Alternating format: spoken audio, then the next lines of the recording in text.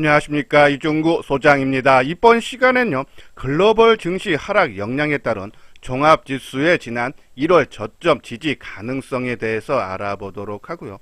또한요, 지수 안정 시 관심을 가질 만한 유망 종목에 대해서도 진단하는 시간을 갖도록 하겠습니다. 먼저요, 종합지수를 살펴보게 되면요, 3월 8일 화요일 코스피 지수는 28포인트 하락한 2622포인트로 마감이 되면서요, 사흘째 약세 흐름이 나타났고요.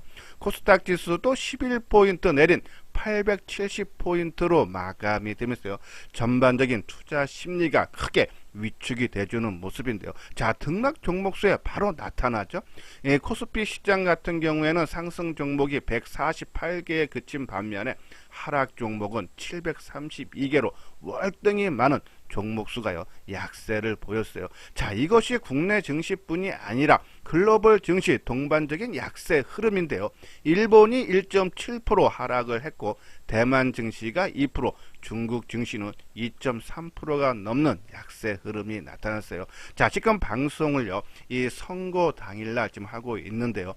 자, 새벽에 마감된 미국 증시, 특히 다우 지수가 0.5% 하락하면서 나흘 연속 하락이고, 나스닥 지수도 0.2% 약세 흐름이 나타났어요. 자, 이렇게 글로벌 증시가 하락세가 지속적으로 나타나는 배경 중에 하나가요, 바로 러시아의 우크라이나 침공이죠. 거기에 따라서 서방 국가가 러시아를요, 경제 제재를 가하죠. 특히 미국이 러시아산 원유 수입 금지를 결정을 하면서요, 이 서부 텍사스산 원유가 배럴당 123.7달러, 전일 대비 3.6%나 오르면서요, 유가가 최근에 큰 폭의 급등세를 보였죠. 거기에 따른 물가가 오르는 인플레이션이 가속화되고 있어요. 이걸로 그치는 것이 아니라 이 원자재 가격이 동반적으로 오르면서 이 글로벌 경기 성장이 크게 둔화될 수 있는 그런 우려, 그러니까 스태그플레이션, 물가는 오르지만은 경기가 침체 국면에 이런 스태그플레이션이 충격이 올 수 있다라는 그러한 전망이 나오면서 글로벌 증시를 계속적인 하락이고, 자, 이것이 이걸로 끝나는 것이 아니고요. 지금 현재 이 인플레이션이 가속화되면은 지금 금리를 올릴 수밖에 없죠, 그렇죠? 그 긴축 전환이 나올 수밖에 없고, 거기에 따른 자산 가격 조정이 계속적으로 이어질 수밖에 없다.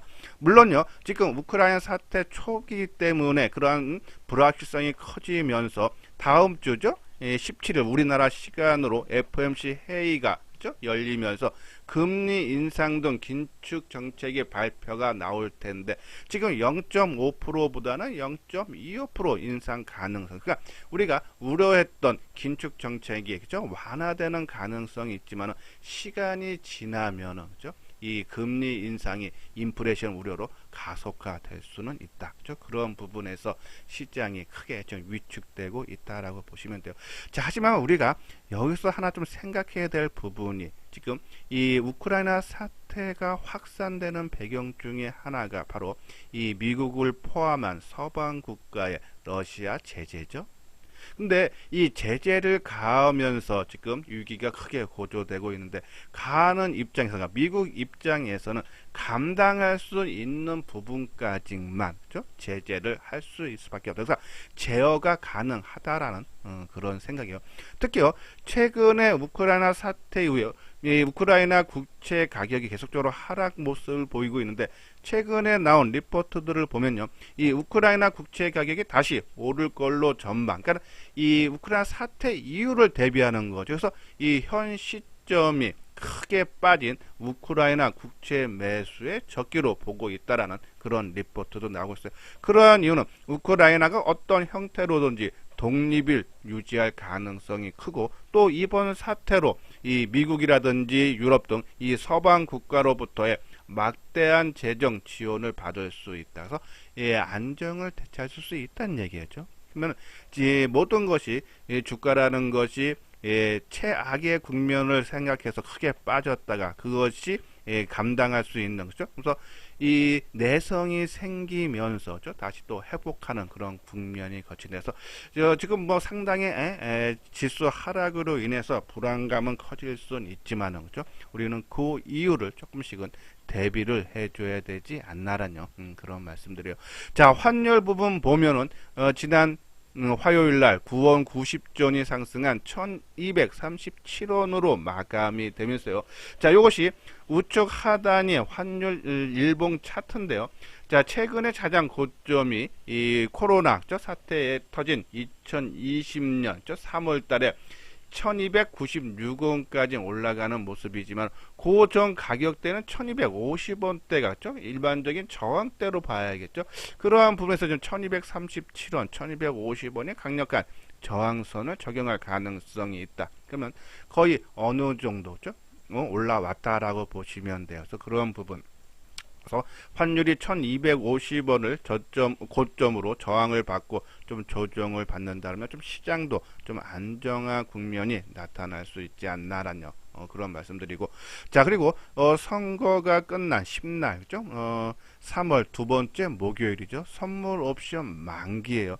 최근에 보면은 3월물이 6월물로 롤오버, 그러니까는 다 자동적으로 좀 넘어가고 있다라고 보시면 되는데, 자, 지금 6월물의 미결제 약정이 19만 정도 계약이죠.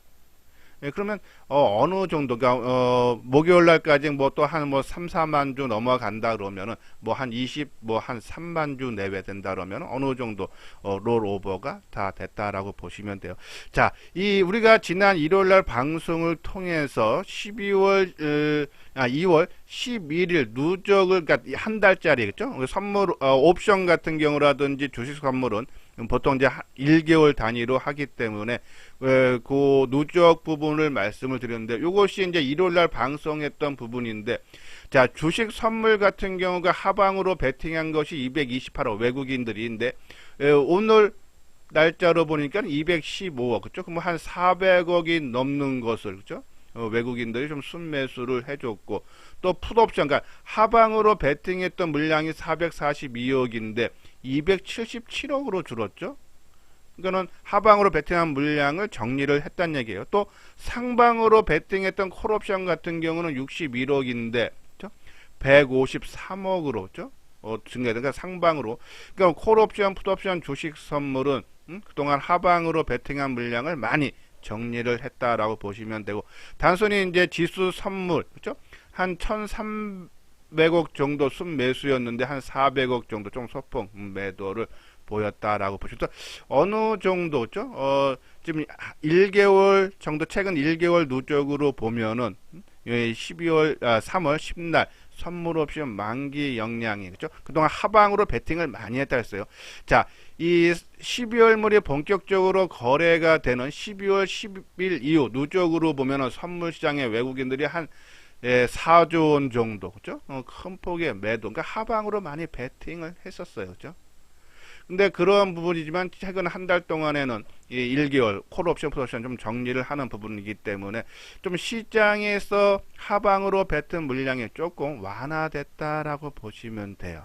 그런 부분에서 뭐 좀 하방 물량은 나오겠지만 이미 3일 연속 크게 하락에 따라서 큰 폭의 약세, 그죠? 주가에 미치는 영향은 작고, 만약에요, 목요일 날 선물 옵션이 만기가 3시 20분에 끝납니다. 그러면 3시 20분부터 3시 반까지는 현물의 단일가인데요.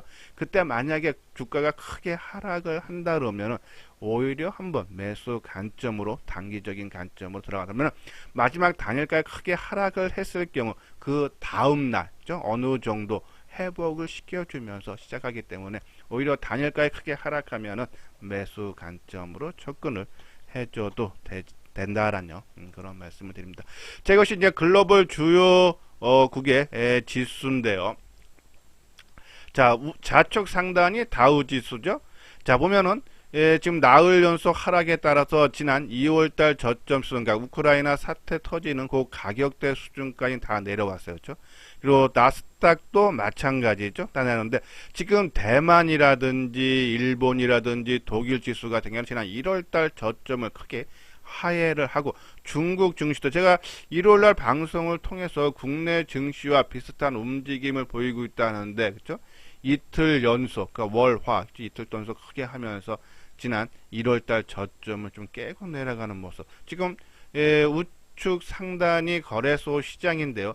지금 1월달 저점 2600포인트 수준에 지금 거의 다다르는 모습이었죠. 근데 지금 이렇게 글로벌 증시가 지금 1월달 저점을 지금 하회하는 그런 모습이 나타나기 때문에 이 우크라이나 사태 영향으로 인해서 뭐 좀 더 하회할 가능성은 뭐 좀 열어놔야겠죠.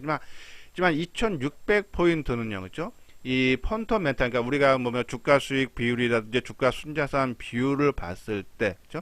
평균 수준으로 보시면 돼요. 그죠? 그러면 만약에 2600포인트를 깨고 내려 한다 해도 언제든지 2600포인트까지는 빠르게 회복을 시켜줄 수 있는 이 내재적 그죠? 펀더메탈 그런 가격 평균 가격대다라고 보시면 돼요. 그죠? 그런 부분에서 너무 지금 상황에서 그러니까 지금 뭐 종목별도 보면은 1월달 들어서부터 새해 들어서 좀 크게 약세 모습을 보이는데 이렇게 크게 하락한 상태에서 굳이 주식을 매도해서 손실을 확정할 필요는 좀 없지 않나. 그런 부분에서 뭐 2600포인트 우리가 평균 우리가 내재가 지금 펀더멘탈의 평균 수준이기 때문에 뭐 일시적인 하회는 나온다 해도 언제든지 회복은 가능한 국면이다라고 보시면 될 것 같습니다. 자, 그럼 하모니 관심주 그죠? 뭐 계속적으로 우리가 뭐 한 10개 정도 테마를 나눠서 앞으로 실적이라든지 아니면 이슈화 될 수 있는 부분들을 소개를 해드리고 있는데, 자, 이것이 이제 지난 화요일날 9일날 나온 8일날 나온 수치인데요. 자, 보면은 2차 전지주들 중에 특히 그죠? 이 양극재 만드는 회사들 그죠? 여기 뭐 LNF도 빠졌지만 LNF까지도 좀 큰 폭의 약세를 보였는데 2차 전지 특히 이 양극재인데 이 하락한 이유는 이 러시아의 우크라이나 침공 상태가 장기화되면서 이 2차 전지의 핵심 원재료인 알루미늄, 니켈, 리바틀, 코발트 등 가격이 그죠? 급등을 했다라고 그래요. 니켈 가격 같은 경우에는 그죠? 한때 전일 거래보다 한 90% 폭등을 한 55,000달러. 그래서 역대 최고치를 기록했다 그러죠. 이 러시아에는 알루미늄, 니켈을 생산하고 우크라이나에는 리튬, 코발트 등이 매장해 있는데 그죠? 무력 충돌로 인해서 이런 가격들 원재재 가격이 올라간다. 거기에 따른 피해 주로 부각이 됐다라고 보시면 돼요. 자, 그리고 자동차 쪽 그죠? 자, 보면은 러시아가 비우호국에 우리나라도 지정을 했어요. 자, 그러면 현대차 그룹이 이 타격이 불가피한데 주가는 보합으로 의외로 마감이 되는 모습이죠. 우리가 계속적으로 일정 부분 좀 주가에 반영이 됐다. 그래서 좀 과매도 상태가 아닌가라는 말씀을 드리면서 17만원 밑에서는 조금 관심을 일부 가져도 된다는데 좀 아무튼 의미는 좀 있다라고 보시면 되죠. 너무 좀 과도하게 하락에 따라서 좀 반등을 준비하는 것이 아닌가라는요. 하지만 계속적으로 단기적인 관점만 접근을 해 주시고요. 자, 그리고 자율주행의 현대오토에버가 최근에 좀 안정적인 상승 흐름이 나타나는데 그 이유를 보면은 현대차 그룹이 소프트웨어 강화를 위한 12조 원 투자를 한다 그러죠. 그러한 부분에서 자회사인 현대오토에버가 수혜가 기대가 되고 또 인텔의 자회사인 이 자율주행차 회사인 모빌아이가 기업 공개를 위한 시청 서류를 제출을 했다 그러죠. 그래서 자율주행차에 대한 부각이 전망이 되면서 이 현대오토에버 좀 움직임이 좋다. 하지만 계속적으로 저는 따라서 하는 거 지금 시장이 안정될 때까지는 특히 조금 주가가 올라간 종목군들은 경계를 해달라라뇨. 그런 말씀드리고 또 화요일날 주가 좀 변동성이 좀 컸던 것이 특징적인 것이 위드 코로나 수혜주들이 큰 폭의 약세를 보였어요. 뭐 여행이라든지 항공이라든지 화장품주들 그죠? 그런 이제 유가 상승으로 위한 좀 비용 증가 영향인데 이것뿐이 아니고요. 제 개인적으로는 이제 3월 9일 오늘이죠. 대통령 선거가 있기 때문에 유력 후보들이 자영업자 소상공인을 위한 강함한 재정 지출 공약을 했어요. 또 여기에다가 정부에서 엔데믹을 대한 기대감 좀 커지면서 그 기대감으로 주가가 크게 올랐기 때문에 거기에 따른 조정을, 차익 매물 출회가 나타났다라고 보시면 돼요.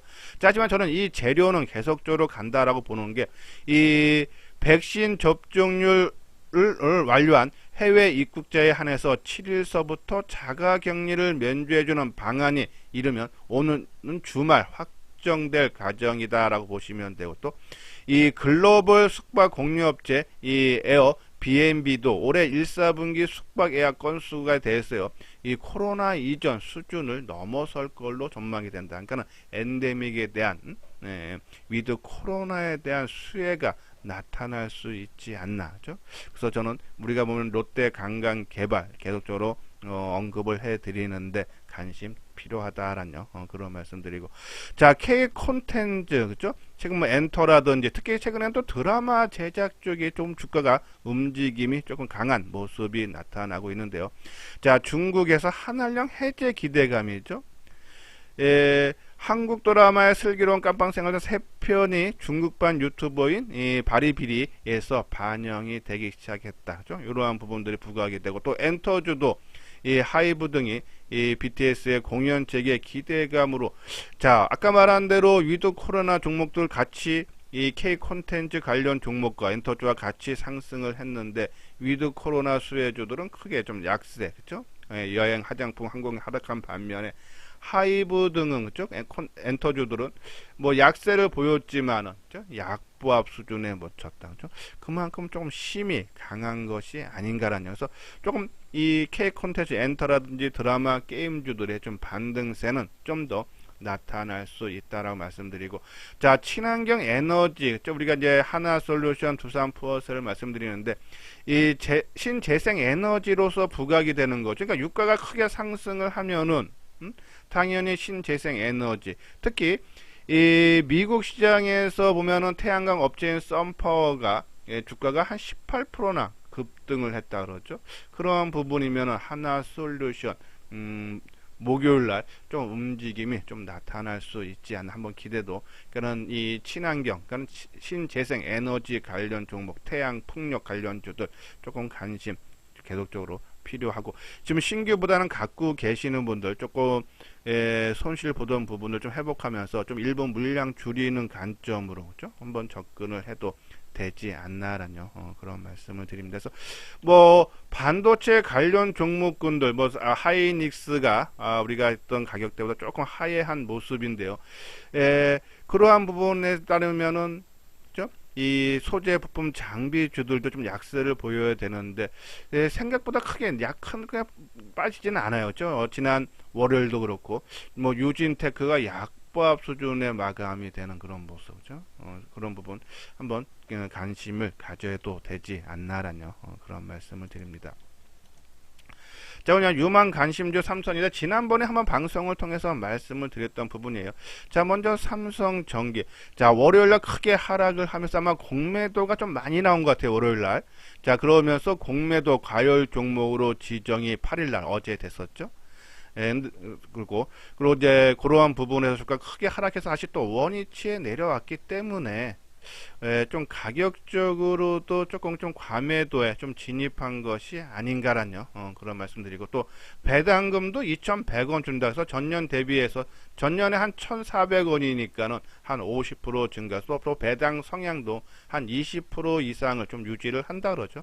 그러한 부분에서 실적이 지금 사상 최고, 작년에 이어서 올해도 전망이 되기 때문에 아마 이 배당금은 계속적으로 좀 증가할 수 있지 않나라는 그런 말씀을 드려서, 특히 아까 말씀드린 대로 애플이 아마 애플과 탑재할 반도체 기판, 그러니까 FC BGA 공급 업체 선정을 위해서 국내 업체들과 신뢰도 시험 등 실무 논의를 논의한다. 아마 그 부분에서는 LG 이노텍이 애플하고 공급을 많이 하고 있기 때문에 LG 이노텍, 뭐 삼성전기, 이러한 종목군들 조금 수혜가 기대되지 않나. 특히 이 패키지 기판 지금 공급 부족인데요.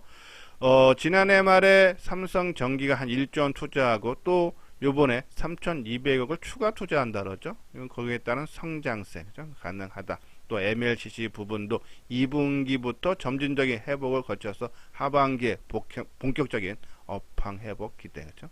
이러한 부분에서 삼성전기 오히려 주가가 크게 하락할 때 오히려 그렇죠? 우리가 한번 관심을 가져야 되지 않나. 그리고 유진테크 아마 1분기, 2분기 그렇죠? 아마 이 수주권이 아마 좀 나올 가능성이 상당히 높게 좀 전망들이 돼주고 있다. 그렇죠?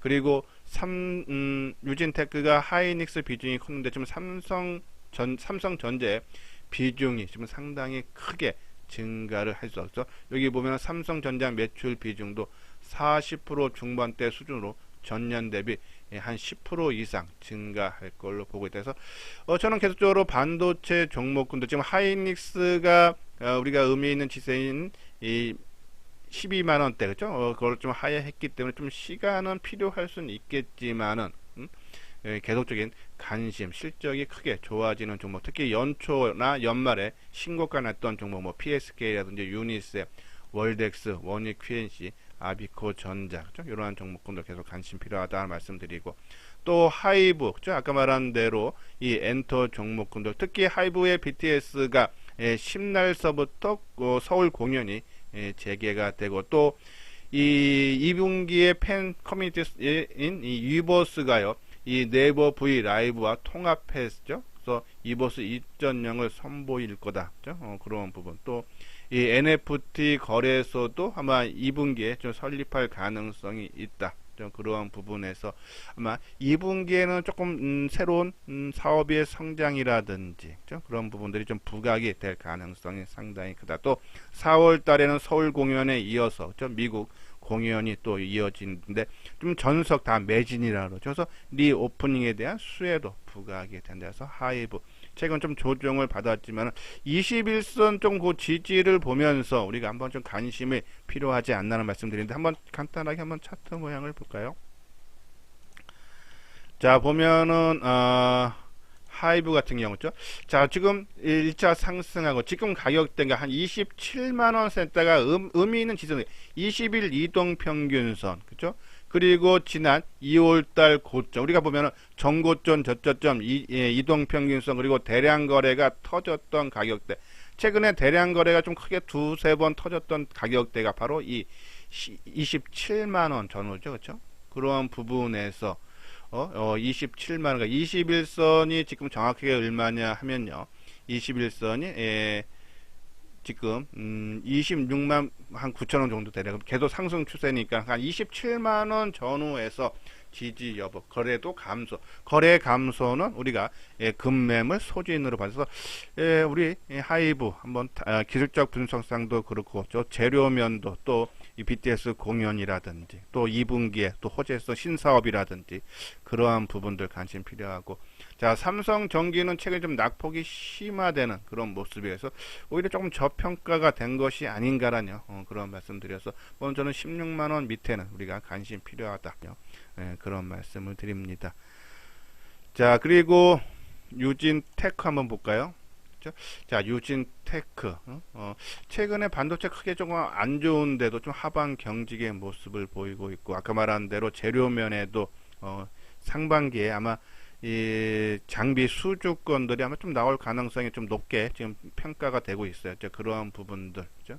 한번 관심 필요하다라는 그런 말씀드려서 뭐 요 세 종목 지난번에도 한번 언급을 해드렸지만은 지금 시장 영향으로 인해서 좀 주가가 지지부진할 때 관심이 필요하지 않나라는 그런 말씀을 드립니다. 자 이건요 현대투자의 유료원 안내죠. 좀 상당히 힘든 국면 혼자 하는 것보다는 함께 해보고 싶다 하시는 분들 그렇죠? 특히 힘들 때 해야지 또 시장이 좀 안정되고 하면 또 남들보다 또 시장 수익률보다 조금 더 좋아지지 않나라는 그런 말씀드려서 한번 같이 해보고 싶다 하시는 분들 요 아래 핸드폰 번호로 연락을 주시면 되겠습니다. 예, 이것으로서요 이수장 증권TV를 마치도록 하겠습니다. 끝까지 시청해 주신 분들 좋아요 구독 꼭 눌러 주시기 바랍니다.